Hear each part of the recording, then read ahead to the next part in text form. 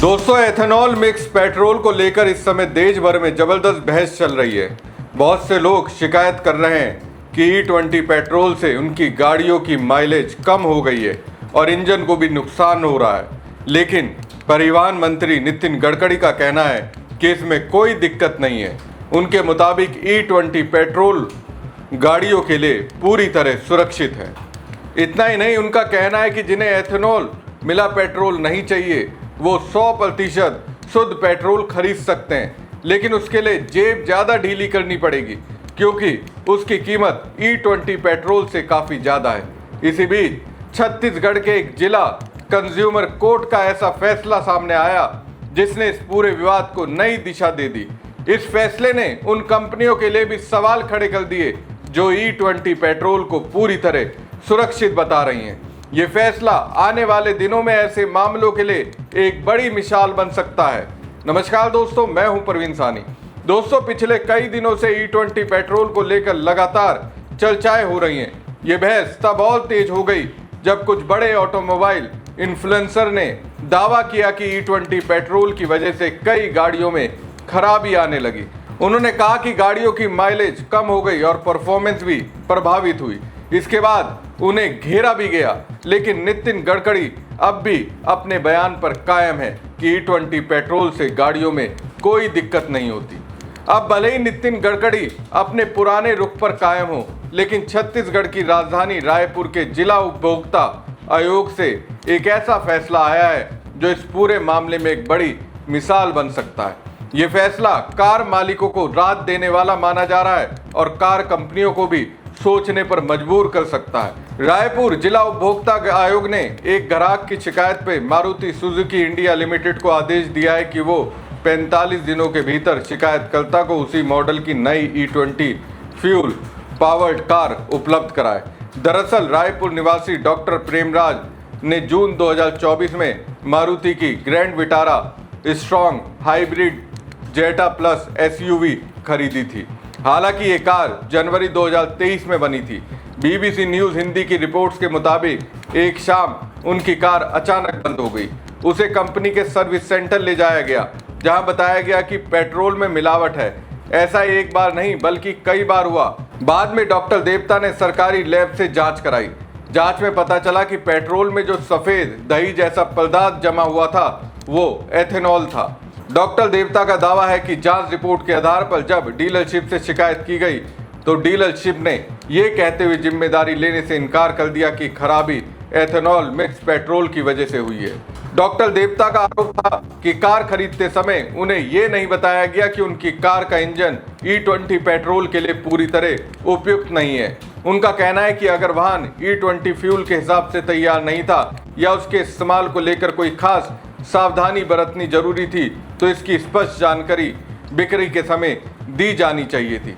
इसके बाद डॉक्टर देवता ने उपभोक्ता आयोग का दरवाजा खटखटाया, लेकिन आगे क्या हुआ उससे पहले एक बात और जान लीजिए। भारत में 2023 से बनने वाली नई कारों को E20 फ्यूल के अनुरूप तैयार करने की नीति लागू की गई थी। ऐसे में जनवरी 2023 में बनी इस कार को लेकर भी यही उम्मीद की जा रही थी कि वो E20 पेट्रोल के हिसाब से उपयुक्त होगी।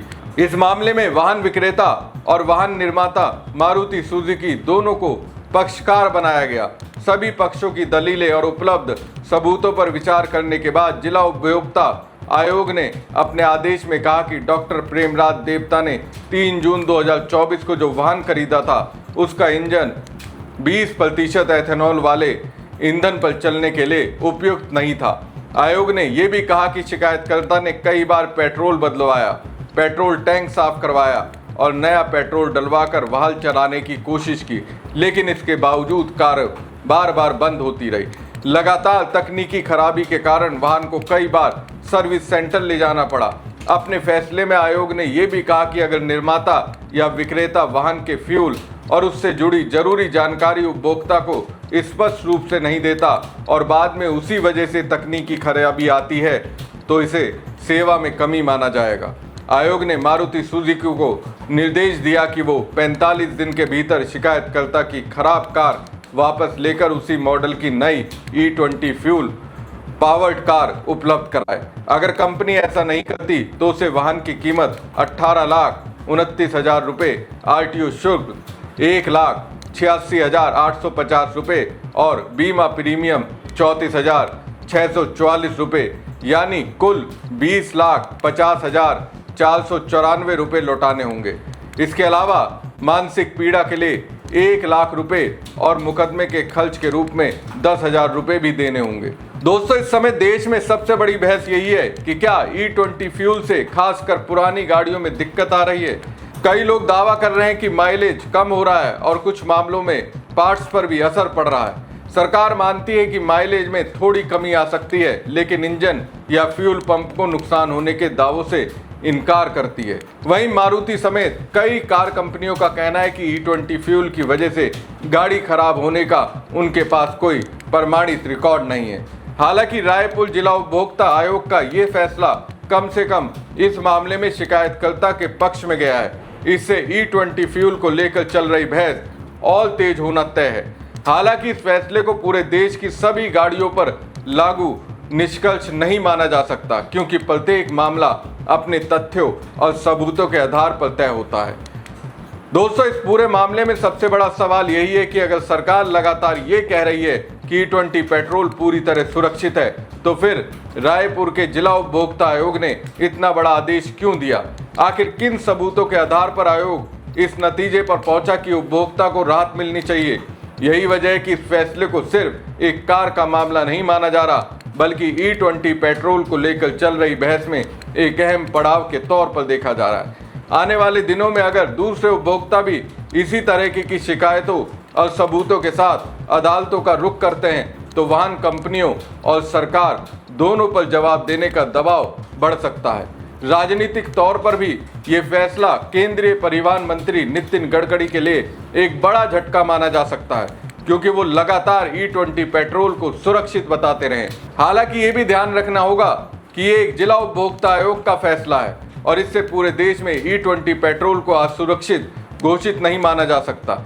यदि इस आदेश को ऊपरी अदालत में चुनौती दी जाती है तो आगे तस्वीर बदल भी सकती है।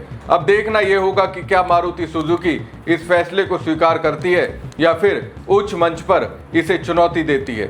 साथ ही क्या केंद्र सरकार E20 पेट्रोल को लेकर नई गाइडलाइन जारी करेगी या फिर पहले की तरह अपने दावे पर कायम रहेगी? क्योंकि अब सवाल सिर्फ एक कार का नहीं, बल्कि उन करोड़ों लोगों का है जो हर दिन अपनी गाड़ियों में E20 पेट्रोल भरवा रहे हैं। फिलहाल इस पूरे मामले पर आपकी क्या राय है? क्या आपको लगता है कि E20 पेट्रोल को लेकर ग्राहकों को और स्पष्ट जानकारी दी जानी चाहिए? अपनी राय हमें कमेंट बॉक्स में ज़रूर बताइएगा। अगर वीडियो पसंद आया हो तो इसे शेयर कीजिएगा, चैनल को सब्सक्राइब कीजिएगा, बेल आइकन जरूर दबाइएगा। धन्यवाद।